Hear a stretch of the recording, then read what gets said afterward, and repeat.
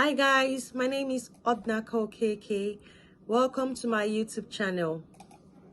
On today's topic, we'll be talking about Canada and how it affects your marriage. Now calm down. This is not to scare you. This is just to give you a heads up on what to expect as an immigrant, especially when you're coming from a country like mine, Nigeria. Now, Canada is a very wonderful place. It's a very wonderful economy. It's diversified, a lot of people. However, one of the things I want you to have in mind while coming to Canada is to make sure that you have a team spirit with your spouse when you're coming, because that's one of the things that is key if you must succeed here. It's important that you guys have this unity and oneness. Now, why am I saying this? Canada, as you all know, it's an economy whereby you both need the support of each other, both income-wise, both in terms of chores, everything. You need each other. There has to be this sync, like you have to work together, because of course one person cannot foot the financial burden, so both parties are required to work. And when it comes to the children, to school runs, bringing them back from school and all of that, both parties have to find a schedule that works for them. So it's important that you come together, that you're united, because there's this scenario. People always say, when you come to Canada, your marriages will break, your marriages will this, your marriages will that. It's not true. It depends on how you were before. I know that back home in my country, we have a lot of support. That's one thing. Some of us have chefs, we have drivers, we have helps all around us. But when you come to this kind of country, there has to be a lot of readjustments. You are everything. You are the help, you are the cook, you are the chef. And sometimes most men, I must say, would push the responsibility to the woman, and then she becomes overwhelmed. And at the end of the day, you see that the same marriages are crashing. So that's why I told you this video is like a heads up. You guys have to make sure that you draw out a plan that works for you both. And in that plan, everybody has to bring something to the table. I won't say there are no gender rules, but basically, if the woman is not back from work and the man is with the kids, of course, he has to make sure that they have something to eat. It's not anybody's duty to do that, because everybody's bringing something to the table. So you guys have to know, work around what works for you both.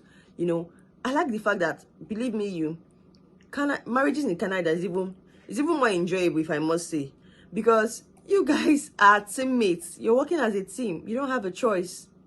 So that's what the system encourages, if you use it to your advantage.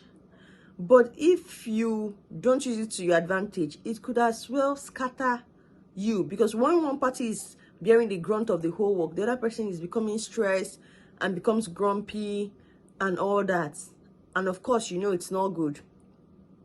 And the children too. This is an environment that would make sure that you are involved when it comes to your children. You can't, if your kids are below 16 or 12 years, you can't just allow them to walk to the bus stop alone. They have to go with an adult. You have to be there to drop them off. Likewise, you have to be there to pick them up. It can be taxing. Yes, it can really be taxing, but you need to learn to walk around it. Another thing too is, when you come, you have to be open-minded, to learn to socialize and meet good people who can assist. Because sincerely, you need that support. You need that support so that it can ease in the burden, because it's a whole lot of readjustments. I, for one, when I came here, I struggled. I must be very sincere. I struggled with a lot of things when it comes to doing everything alone. But one of the things that kept me going was because I had a very supportive spouse. And I didn't really feel the burden. But if it was just me alone, like, sincerely, I would have given up, because it's a whole lot. So this is not to scare you, but this is just to encourage you that while you're happy, jubilating, I'm coming to a new country, please and please make sure that the home front is intact, so that you don't come here and say the system divided me. Canada, they like divorce, the women. No. Please set out your priorities. Everybody has to bring something to the table.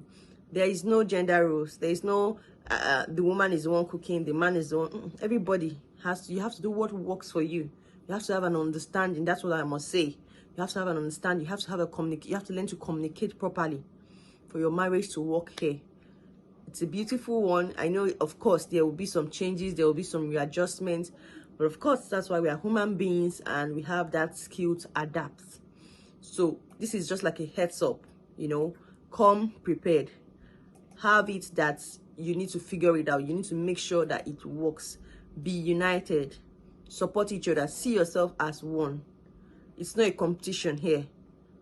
If not for anything, for the sake of the kids.